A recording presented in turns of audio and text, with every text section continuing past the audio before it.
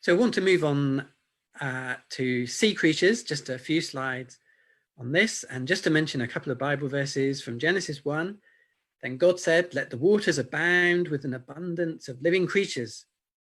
And in Psalm 104, it says, "This great and wide sea, in which are innumerable teeming things, living things, both small and great." Well, here's a picture of something very great and some smaller things.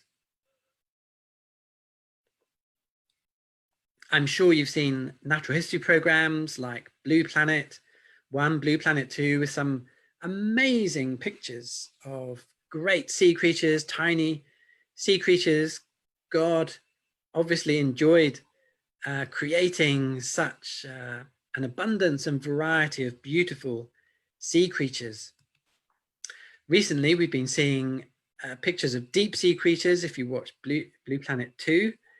And amazingly, there's an abundance of creatures in the deep sea where it's very dark, very barren. And many of those creatures are very beautiful and highly colored as well. Another example of added beauty. Just to mention one particular example on the theme of sea creatures, mollusks like oysters can produce pearls. Now, I don't know if you knew this, but a pearl starts off usually as a piece of grit or contaminant in the oyster.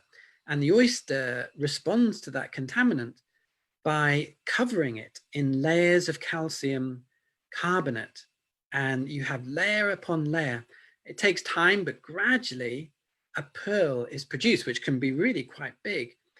And in that pearl, you get structural coloring by all the layers of calcium carbonate.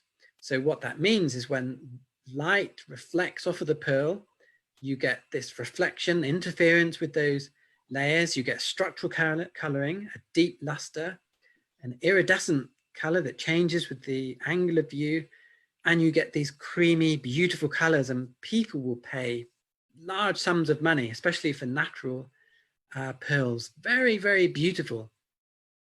But isn't it interesting how God can change a tiny bit of dirt and change it into something that is so beautiful? That just shows the power, the wisdom, the goodness of God.